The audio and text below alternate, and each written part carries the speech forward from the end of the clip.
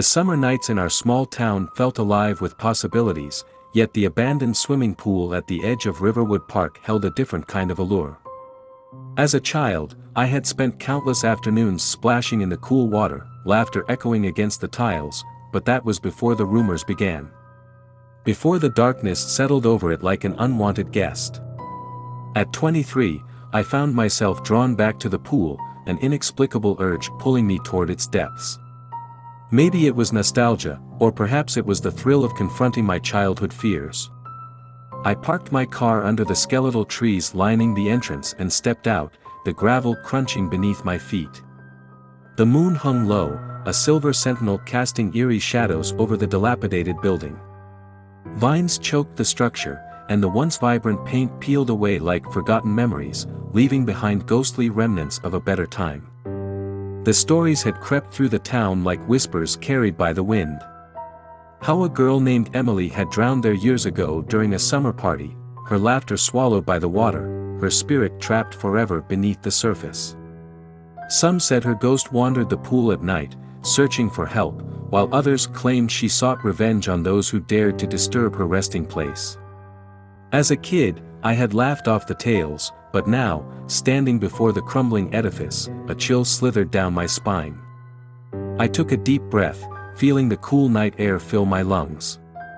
"It's just a pool," I muttered to myself, trying to shake off the feeling of being watched. But the air felt charged, alive with something that made the hairs on the back of my neck stand on end. My heart raced with a mix of fear and excitement. With hesitant steps, I approached the chain-link fence, rusted and sagging. I squeezed through a gap, my heart thumping in my chest. The pool lay before me, a vast, dark expanse that seemed to swallow the moonlight. The water was murky, green and stagnant, a stark reminder of its neglect. The surrounding area was overgrown, weeds sprouting between cracked tiles, and I could barely make out the diving board, its former glory now reduced to a rotting wooden skeleton. I took a tentative step closer, the ground squelching underfoot.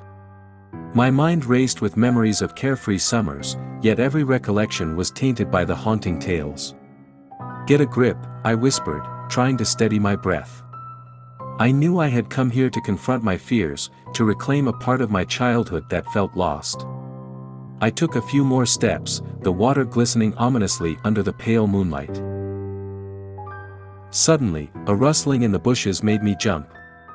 I turned sharply, scanning the darkness, but nothing moved. "Hello?" I called, my voice trembling. No answer.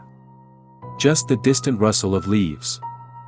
I glanced around, half expecting a figure to emerge from the shadows, but the night remained silent.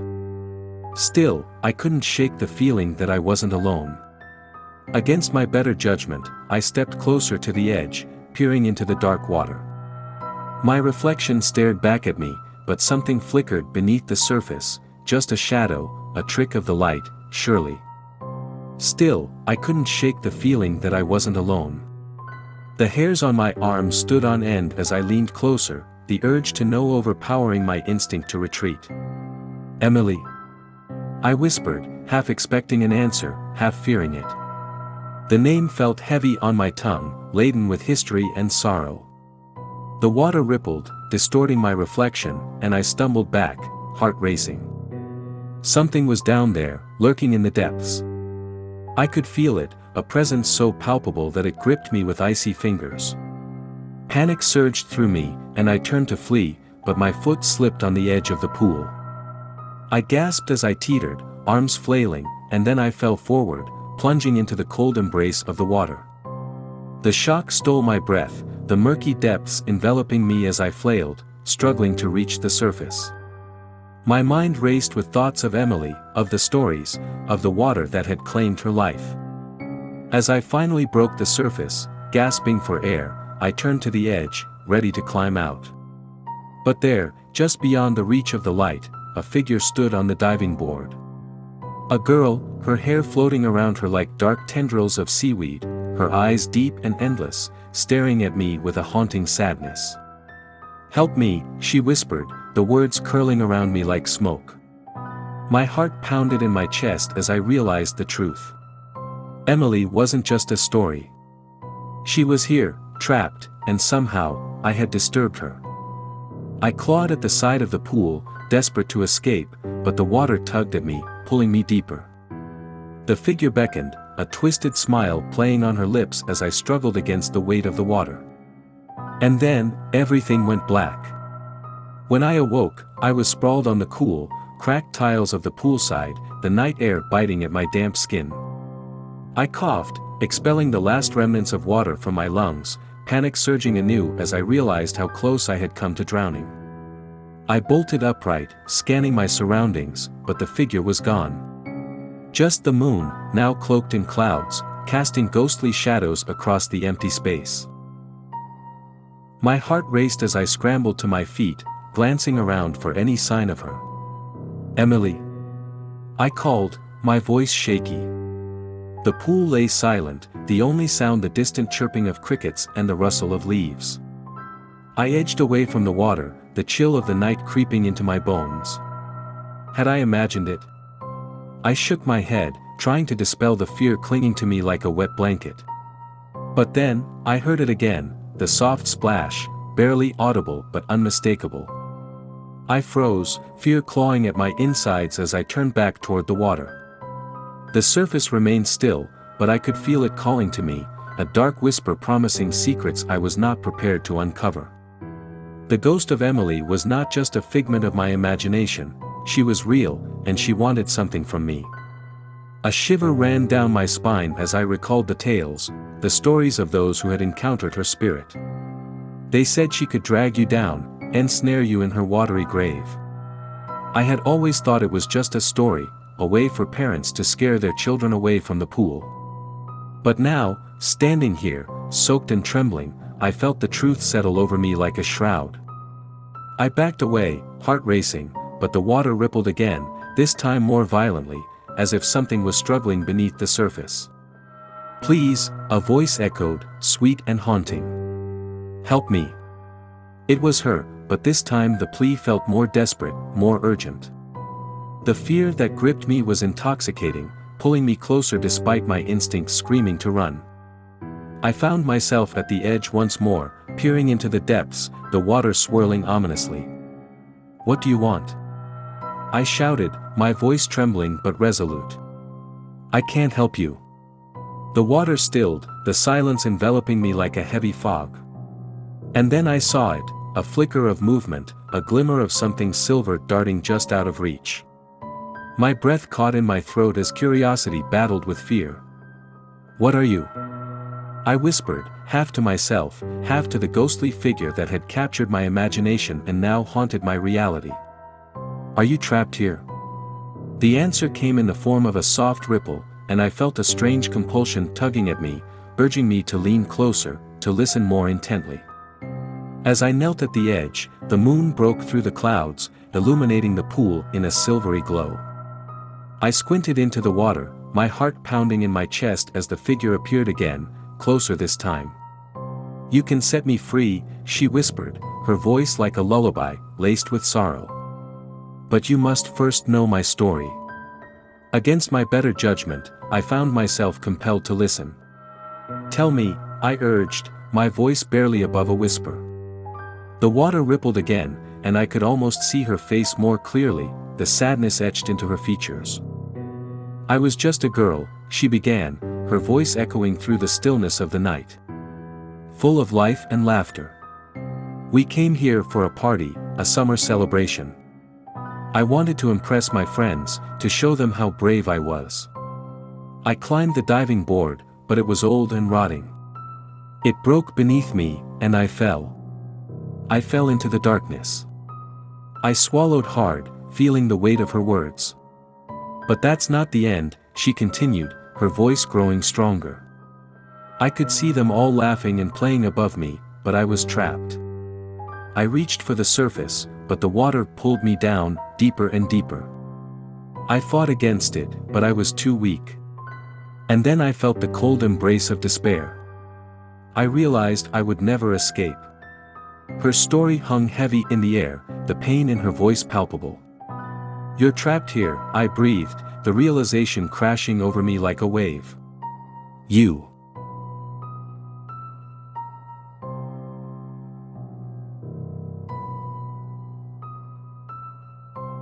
The summer nights in our small town were thick with heat and the scent of blooming jasmine, but the old swimming pool at Riverwood Park was a different world altogether. It loomed at the edge of the park like a forgotten relic, shrouded in shadows and mystery. As a child, I had splashed and played in its waters, my laughter ringing out like a bell. But now, as I stood before its rusted gates, the memories felt tainted by something darker. I had returned to the pool on a whim, drawn by an impulse I couldn't quite explain. Perhaps it was nostalgia, or perhaps it was the thrill of confronting the ghost stories that had haunted my childhood. Emily's story was a familiar one in our town, a girl who drowned during a party, her laughter silenced forever. They said her spirit lingered in the water, searching for a way to tell her story, to find peace. The night air was thick with humidity as I parked my car on the gravel road, the headlights illuminating the entrance briefly before fading into darkness. I stepped out, the soft crunch of gravel beneath my feet breaking the silence. The moon hung low, its light filtering through the branches overhead, casting flickering shadows that danced on the ground. The swimming pool was overgrown, nature reclaiming what was once a vibrant oasis. Vines snaked around the fence, and weeds sprouted defiantly between cracked tiles. As I approached the chain-link gate, the rusty metal creaked ominously, echoing the stories of the past. I hesitated, a sense of foreboding settling in my stomach, but curiosity propelled me forward. I squeezed through a gap in the fence, a shiver running down my spine as I stepped onto the pool deck. The water lay before me, dark and murky, a vast void that seemed to pulse with life. It was an unsettling sight, the moonlight barely touched the surface, creating a mysterious shimmer that beckoned me closer. I remembered the tales, how Emily's spirit would manifest on stormy nights, how her laughter had turned to screams. I shook my head, trying to dispel the creeping dread. It's just a story, I told myself, but my heart raced in defiance. As I stepped closer, I heard a soft whispering, almost like a song carried on the wind.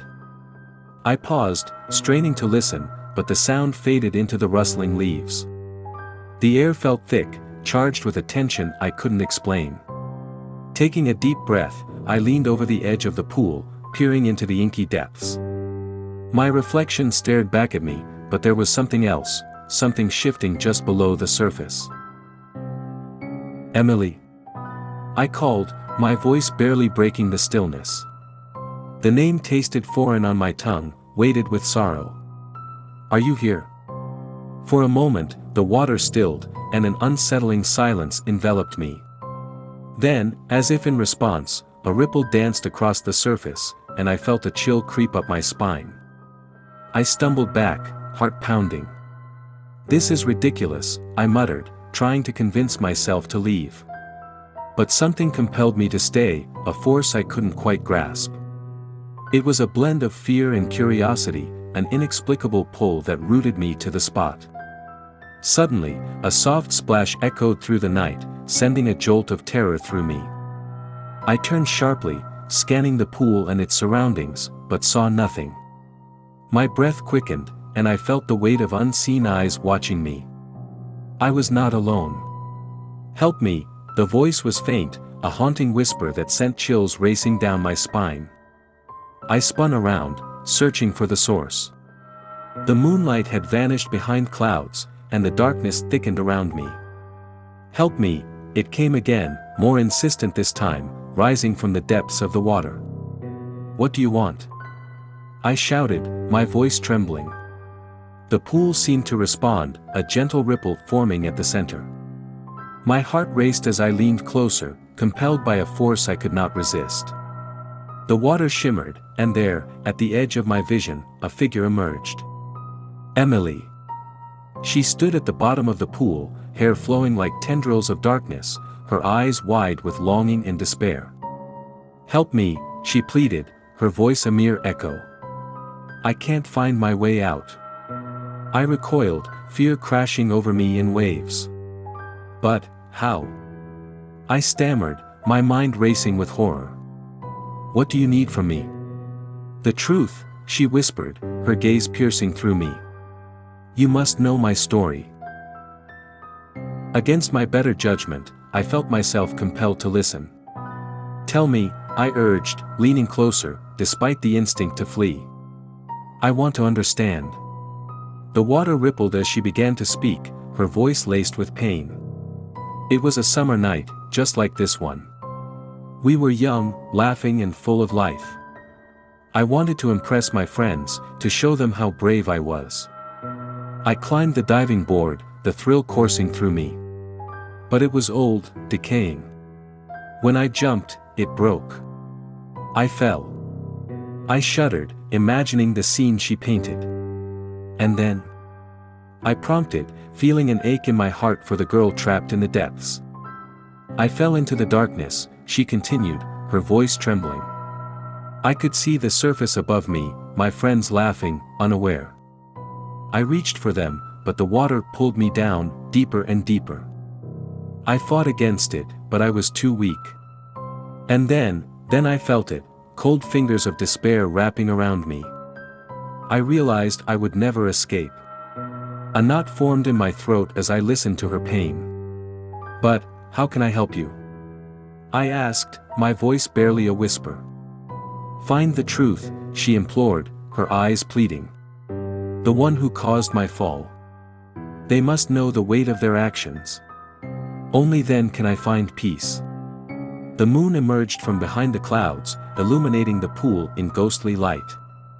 The urgency in her voice sent a jolt of determination through me. I will help you, I promised, feeling a strange connection to her plight. I'll find out what happened. Thank you, she whispered, the gratitude in her voice palpable. But be careful. The shadows will try to stop you. With that, she began to fade, her form dissipating into the water like smoke. Wait! I cried, reaching out, but she was gone. The surface lay still, a dark mirror reflecting the chaos in my heart. I stepped back, my mind racing. Who had been responsible for her fall? The stories were vague, mere whispers of blame and suspicion.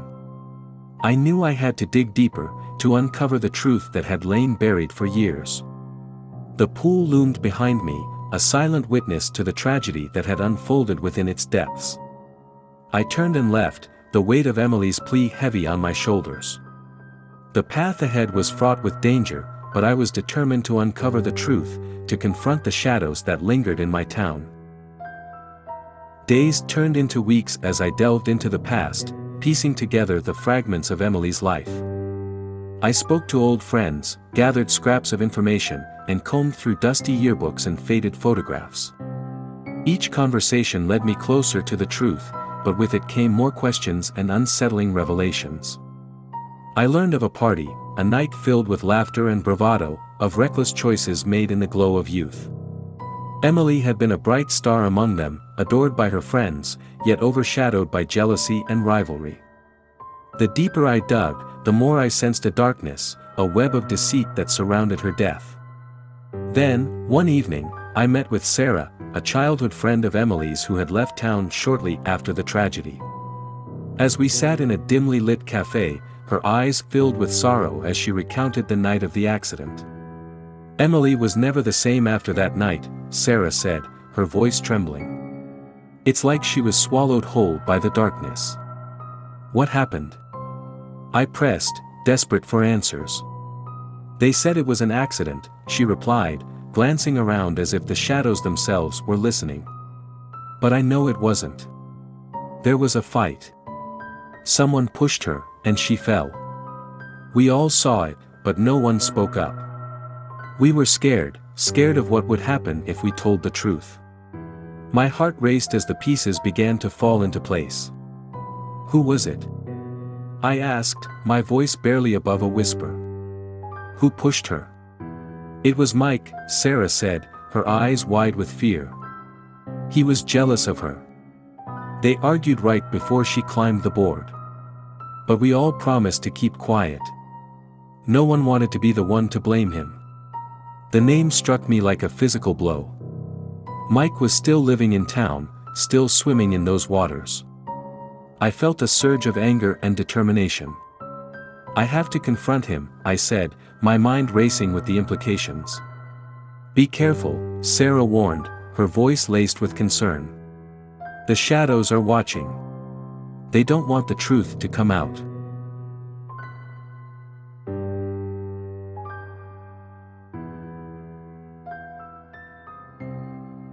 The summer nights in our small town were always stifling, the heat wrapping around you like a heavy blanket. But the old swimming pool at Cedar Park was a different kind of heat, a dark, oppressive atmosphere that lingered long after the sun had set. Abandoned for years, it loomed at the edge of the park, a relic of joy now swallowed by neglect and mystery. As a child, I had spent countless afternoons splashing in its turquoise waters, but that was before the stories began to circulate. Before the tales of a girl who had drowned during a party, her laughter silenced by the depths. They said her spirit haunted the pool, trapped beneath the surface, longing for release. Now, at 24, I found myself drawn back to that cursed place, an inexplicable urge pulling me closer. I parked my car beneath the gnarled trees that lined the entrance, the sound of gravel crunching beneath my feet echoing in the stillness. The moon hung low in the sky, casting a pale light that danced across the broken tiles and overgrown grass. I stood before the rusted gates, feeling a mix of fear and nostalgia wash over me. The air was heavy, thick with memories and a sense of foreboding. I remembered the stories of Emily, the girl who had drowned, how her spirit was said to roam the pool at night, seeking solace or perhaps revenge. Taking a deep breath, I pushed through the gate, which creaked ominously as I stepped onto the cracked pavement of the pool deck. The water lay before me, dark and murky, reflecting the shadows around me. I could almost hear the echoes of laughter and splashes, but they felt like distant ghosts, haunting the air with their absence. As I walked closer, I felt the temperature drop, a chill creeping into my bones. My heart raced as I leaned over the edge, peering into the inky depths. The water swirled slightly, and for a moment, I thought I saw a figure flicker beneath the surface, a girl with long, dark hair and wide, haunting eyes. I blinked, and she was gone. Emily. I called, my voice trembling. The name felt foreign on my tongue, filled with an echo of sorrow. The water rippled in response, and I felt an unsettling presence, as if something was watching me from the depths. Help me, the whisper echoed, soft yet insistent, sending shivers down my spine. I took a step back, my breath hitching in my throat. What do you want?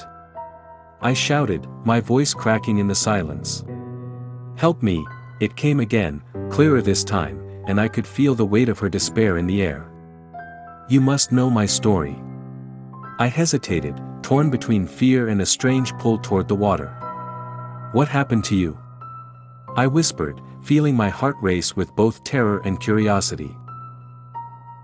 I was alive, she replied, her voice swirling around me like mist. I was full of dreams and laughter. We were at a party, celebrating summer. I wanted to impress everyone, to show them how brave I was. I climbed the diving board, but it was rotting, old. When I jumped, it broke. I fell. The world around me faded as I listened, transfixed. I could envision the scene, the laughter of friends, the bright summer sun, the excitement that must have filled her heart. And then? I urged, feeling an ache in my chest. I fell into darkness, she continued, her voice a haunting melody. I reached for the surface, but it was too far away. I fought, but the water was heavy, suffocating. I was drowning, and no one could save me. The sadness in her voice wrapped around me, pulling me into her pain.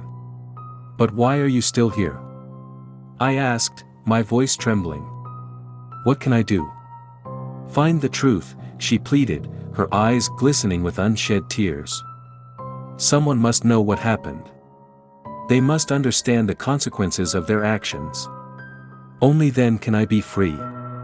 As she spoke, the pool rippled again, shadows dancing beneath the surface. I felt a surge of determination.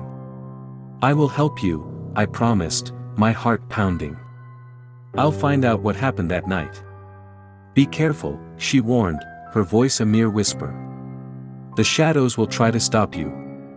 With that, she began to fade, her form dissipating like smoke in the wind. Wait! I cried, reaching out, but she was gone, leaving only the stillness of the night behind. I stumbled back, my mind racing. I knew I had to uncover the truth, to confront whatever darkness lingered in the corners of my town. I left the pool that night, the weight of her words heavy on my shoulders, determination fueling my steps. Days turned into nights as I immersed myself in the investigation, piecing together the fragments of Emily's life. I spoke to friends and acquaintances, searched through dusty archives, and unearthed faded photographs. Each revelation was like a step into a deeper darkness, as I uncovered the secrets of that fateful night. Finally, I tracked down Jake, a former friend of Emily's who had been at the party. He met me in a dimly lit bar, his eyes haunted by guilt. I didn't think anyone cared, he muttered, glancing around nervously. We all thought it was just an accident.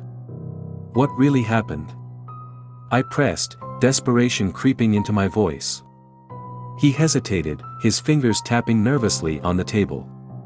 There was a fight, he admitted, his voice barely above a whisper. Mike and Emily argued. She wanted to jump off the diving board, and he didn't want her to. He pushed her, but it was supposed to be a joke, a way to scare her. But the board broke. She fell. A wave of nausea washed over me. You all knew. I demanded, anger boiling beneath the surface. And you never said anything? We were scared, Jake said, his voice trembling. We all promised to keep quiet. Mike had connections, and we didn't want to get involved. But I always felt guilty. We should have said something. Where is he now? I asked, determination surging through me. I needed to confront him, to force him to face the consequences of his actions. He's still around, Jake said, glancing out the window as if expecting someone to come for him. You should be careful. He's not someone to mess with. That night, I returned to the pool, armed with the truth. The moon hung high, casting an eerie glow over the scene, and the air was thick with tension. I approached the edge, heart pounding as I prepared to confront the darkness that had claimed Emily's life. Emily, I called, my voice steady. I know the truth now. I'm going to make it right. The water rippled, and I felt her presence wash over me. Be careful, she whispered, her voice soft yet firm. The shadows will fight back. As I turned to leave, I heard footsteps approaching from behind. I turned, my heart racing, and saw Mike emerging from the shadows, a smug smile on his face. Well, look who decided to visit, he sneered, his eyes narrowing. What do you want? Justice, I said, my voice steady despite the fear swirling in my gut. You need to answer for what you did to Emily. His laughter echoed in the night, a chilling sound that sent a shiver down my spine. You think you can do something about it? It was an accident, and you have no proof. I felt the shadows around us stir, the air thickening as Emily's spirit began to rise from the depths. It was no accident, I asserted, determination hardening my voice. You pushed her, and she deserves justice. Mike's expression darkened, and for a moment, I saw a flicker of fear in his eyes. You should have stayed away, he warned, taking a step closer, the darkness around him swirling like a storm. But I stood my ground, heart pounding as I felt Emily's presence strengthen beside me. You can't hide from the truth, Mike. You will never be free of this. The shadows shifted, swirling around us, and I could hear Emily's voice rising in strength. You must pay for what you've done, she cried, her spirit illuminating the darkness. In that moment, the air crackled with energy, and the pool began to ripple violently. Mike's face twisted in fear as he stumbled back, caught off guard by the power of the spirit he had wronged. I didn't mean to, he shouted, panic flooding his voice. I was just trying to scare her. But it was too late. The water surged upward, and the ghostly figure of Emily emerged from the depths, her eyes filled with a mixture of sadness and resolve. "You will remember this night," she declared, her voice echoing like thunder. With one final surge, the water enveloped him, and I watched as the darkness swallowed him whole. His screams echoed through the night, but the shadows closed in, and then there was silence. As the water settled, I felt a weight lift from my chest. Emily's spirit shimmered before me, a gentle smile gracing her lips. "Thank you," she whispered, her voice filled with gratitude. "You have set me free." Tears filled my eyes as I felt her presence begin to fade. "I won't forget you," I promised, my heart aching with the loss of her.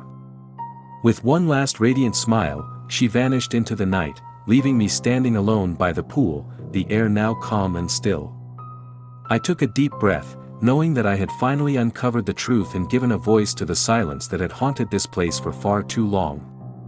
As I turned to leave, the moonlight shimmered over the water, a soft reminder of the girl who had once laughed and splashed in its depths.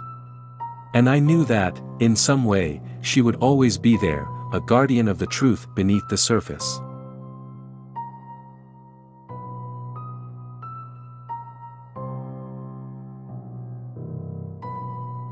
The summer of my childhood was a sun-soaked blur of laughter, ice cream, and endless splashes in the local swimming pool.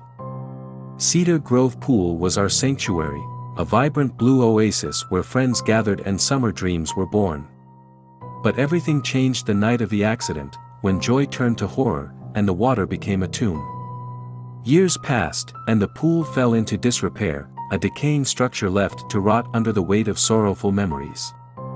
I had moved away, yet something compelled me to return to Cedar Grove, to confront the specter of my past. As I drove down the familiar road, the landscape around me seemed both foreign and hauntingly nostalgic.